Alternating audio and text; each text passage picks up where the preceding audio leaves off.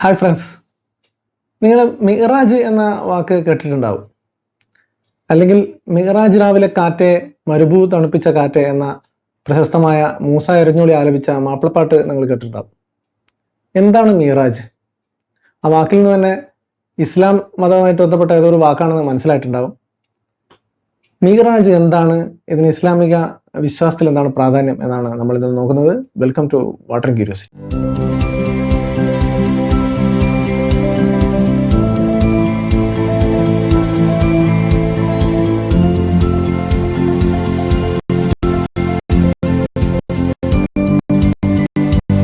മിഹ്റാജ് എന്ന അറബി വാക്കിന് അർത്ഥം ആരോഹണം അല്ലെങ്കിൽ ഗോവണി എന്നൊക്കെയാണ്. മുഹമ്മദ് നബി അദ്ദേഹത്തിൻ്റെ 50-ാമത്തെ വയസ്സിൽ സ്വർഗാരോഹണം നടത്തി എന്ന് പറയുന്ന ഒരു സംഭവമായിട്ട് ബന്ധപ്പെട്ടാണ് ഈ വാക്ക് ഇസ്ലാമിക വിശ്വാസവുമായി ബന്ധപ്പെട്ടിട്ടുള്ളത്. ഇതോടൊപ്പം തന്നെ കേൾക്കുന്ന മറ്റൊരു വാക്കാണ് ഇസ്രാ, രാത്രി യാത്ര എന്നാണ് ഇതിൻ്റെ അർത്ഥം. ഹിജ്റ കലണ്ടറിലെ 7-ാമത്തെ മാസമായ റജബ് 27-നാണ് ഈ രണ്ട് സംഭവങ്ങളും നടന്നതായി മുസ്ലിങ്ങൾ വിശ്വസിക്കുന്നത്. വിശുദ്ധ ഖുർആനിലെ അൽ ഇസ്ര എന്ന് പറയുന്ന അധ്യായത്തിൽ ഇതിനെപ്പറ്റിയുള്ള പരാമർശങ്ങൾ ഉണ്ട്. ഇത് ഭൗതികമായ ഒരു യാത്രയല്ല, ഇതൊരു ആത്മീയ ദർശനം ആണെന്ന് വിശ്വസിക്കുന്ന ചില വിഭാഗങ്ങളും മുസ്ലിങ്ങൾക്കിടയിലുണ്ട്. ഇസ്ര എന്ന വാക്കിനർത്ഥം രാത്രി യാത്ര എന്നാണ് ഞാൻ പറഞ്ഞു. മക്കയിലെ മസ്ജിദുൽ ഹറം എന്ന സ്ഥലത്ത് നിന്നും ജെറുസലേമിലെ മസ്ജിദുൽ അക്സയിലേക്ക് പ്രവാചകൻ നടത്തിയ യാത്രയാണ് ഇത് സൂചിപ്പിക്കുന്നത്. ഇതുമായി ബന്ധപ്പെട്ട പല വേർഷനുകളും നിലവിലുണ്ട്. വളരെ പോപ്പുലറായ ഒരു വേർഷനാണ് ഞാനിവിടെ പറയുന്നത്. ഒരു ദിവസം പ്രവാചകൻ മക്കയിലെ കഅബാലയത്തിനടുത്തുള്ള മറ്റൊരു വീട്ടിൽ ഉറങ്ങുന്ന സമയത്ത് ജിബ്രീൽ മാലാക അദ്ദേഹത്തിന് അടുത്തെത്തുകയും പ്രവാചകനെ കഅബാലയത്തിലേക്ക് കൊണ്ടുപോവുകയും ചെയ്തു. അവിടെ വെച്ച് ജിബ്രീൽ മാലാക പ്രവാചകന്റെ ഹൃദയം തുറന്ന് ജ്ഞാനസ്നാനം നടത്തി എന്ന് പറയപ്പെടുന്നു. ജിബ്രീൽ മാലാകയോടൊപ്പം തന്നെ ഒരു ബുറാക്ക് എന്ന് പറയുന്ന ഒരു ജീവിയെയും അദ്ദേഹം കൊണ്ടുവന്നിരുന്നു യാത്രക്കായിട്ട്. ബുറാക്ക് എന്ന അറബി വാക്കിന് അർത്ഥം മിന്നൽ എന്നാണ്. അതിന് മിന്നൽ വേഗത്തിൽ സഞ്ചരിക്കാൻ സാധിക്കുമായിരുന്നു എന്ന് പറയുന്നു. അൽ ബുറാക്ക് എന്നും പറയാറുണ്ട്. ഒരു സ്ത്രീയുടെ മുഖവും കുതിരയുടെ ശരീരവും മയിലിൻ്റെ വാലും അതേപോലെ പരുന്തിൻ്റെ ചിറകും ഉള്ളൊരു വിചിത്ര ജീവിയായിരുന്നു ഇസ്ലാമിക പ്രമാണങ്ങളിലൊക്കെ പറയുന്ന ഈ ബുറാക്ക് എന്ന് പറയുന്ന ജീവി.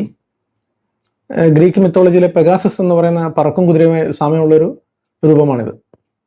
തുടർന്ന് ജിബ്രീലും പ്രവാചകനും ജെറുസലേമിലേക്കുള്ള യാത്ര തുടങ്ങി.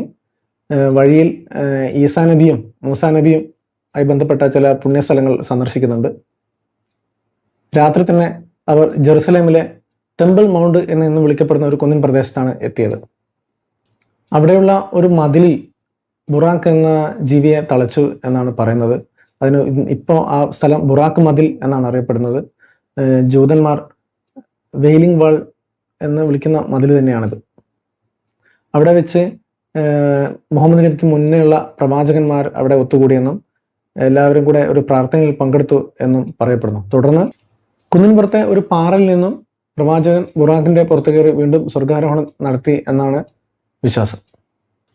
മിഹ്റാജിന് ലൈലത്തുൽ മിഹ്റാജ് അല്ലെങ്കിൽ മെഹ്റാജുൽ ആലം എന്നും പറയാറുണ്ട്. പാകിസ്ഥാനിലും ബംഗ്ലാദേശിലൊക്കെ ഷാബ് ഇ മിഹ്റാജ് എന്നും പറയാറുണ്ട്. തുർക്കിയിലെ മിറ കന്ദലി എന്നാണ് പറയുന്നത്. ജെറുസലേമിലെ കുന്നിൽ നിന്നും സ്വർഗാരോഹണം നടത്തിയ പ്രവാചകൻ 7 ആകാശങ്ങളും ഇസ്ലാമിക വിശ്വാസപ്രകാരമുള്ള 7 ആകാശങ്ങളിലും എത്തി എന്നാണ് പറയുന്നത്.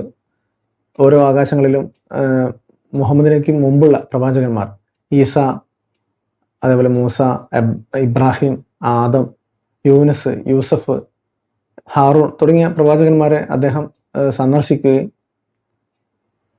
പിന്നീട് സ്വർഗ നരകങ്ങൾ ജിബ്രീൽ പ്രവാചകനെ കാണിച്ചു കൊടുക്കുകയും ചെയ്തു എന്ന് പറയുന്നു. പിന്നീട് സ്വർഗത്തിലെ സിദ്റത്തുൽ മുന്തഹ എന്ന് പറയുന്ന വൃക്ഷത്തിനടുത്ത് വരെ ജിബ്രീൽ അദ്ദേഹത്തെ അനുഗമിച്ചുവെന്നും അതിനപ്പുറം പിന്നീട് പ്രവാചകൻ തനിച്ചുപോയി എന്നും ആണ് വിശ്വാസം.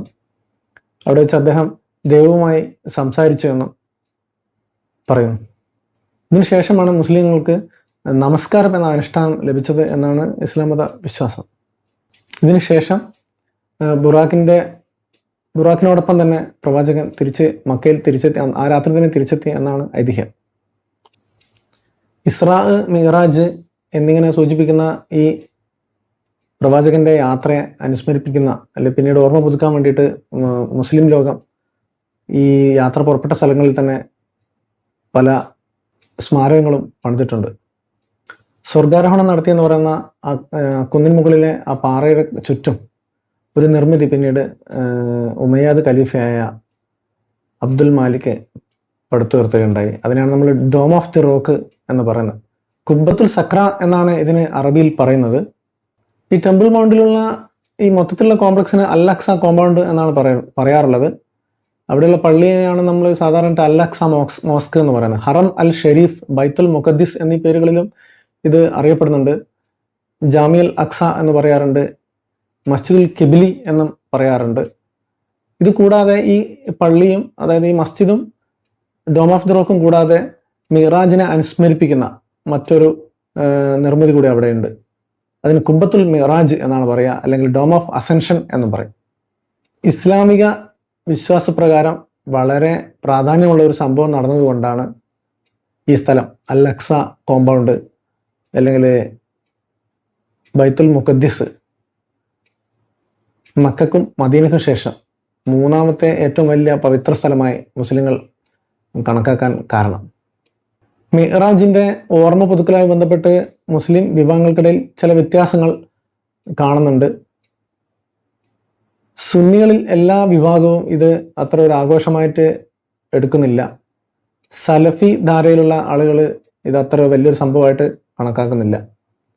സുന്നികൾ സാധാരണയായി നോമ്പെടുക്കുക, അതേപോലെ പ്രാർത്ഥനകൾ നടത്തുക, ഭക്ഷണം ഉണ്ടാക്കുക എന്നിങ്ങനെ ചില ചെറിയ പരിപാടികളിലൂടെയാണ് ഈ മിറാജിന്റെ ഓർമ്മ പുതുക്കുന്നത്. അതേസമയം ഷിയാക്കള് ഈദുൽ മഅബസ് എന്ന പേരിലാണ് ഈ ദിവസത്തെ ആചരിക്കുന്നത്. കുറച്ചും കൂടി വിപുലമായ രീതിയിൽ ദീപാലങ്കാരങ്ങളും അതേപോലെ മധുരപലഹാരങ്ങളൊക്കെ ഉണ്ടാക്കി ഷിയാക്കൾ ഇതിനെ ആചരിക്കുന്നത്. തുർക്കി, പലസ്തീൻ പോലുള്ള രാജ്യങ്ങളിൽ ദീപാലങ്കാരങ്ങളൊക്കെ ഒരുക്കി അവര് കന്ദിലി എന്നൊക്കെ പറയുന്ന ഒരു ഭക്ഷണമൊക്കെ ഉണ്ടാക്കുന്നുണ്ട് തുർക്കിയിലൊക്കെ. അതുപോലെ ഘോഷയാത്രകളൊക്കെ നടത്തുന്ന ഒരു പതിവ്. സെലഫിസം ഇത് അത്ര ആചരിക്കാത്തതിനാൽ സൗദിയിൽ വലിയ ആഘോഷങ്ങളൊന്നും ഉണ്ടാകാറില്ല. ഫലസ്തീനിൽ ഈ ദിവസം അവധിയാണ്. അതേപോലെ തന്നെ ഈജിപ്തിലും അവധിയാണ്, ഇന്തോനേഷ്യയിൽ അവധിയാണ്, അതുപോലെ ഇറാനിലും ബംഗ്ലാദേശിലൊക്കെ അവധിയാണ്. UAE-യിൽ 2019 വരെ ഈ ദിവസം അവധിയായിരുന്നു, ഇപ്പോൾ അവധിയല്ല. ഫലസ്തീനിലും ഈജിപ്തിലുമൊക്കെ ഘോഷയാത്രകൾ നടത്തുന്നുണ്ട്.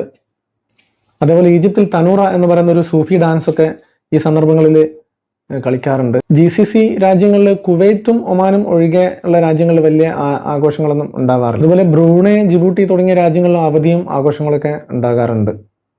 അപ്പോൾ ഇതാണ് മിറാജ് അല്ലെങ്കിൽ ഇസ്രാ എന്ന് ഇസ്ലാം മതവിശ്വാസികൾ ആചരിക്കുന്ന ഇതുമായി ബന്ധപ്പെട്ട ഇതിൻ്റെ പിന്നിലുള്ള ഐതിഹ്യങ്ങളും മതവിശ്വാസങ്ങളൊക്കെ ഇതാണ്.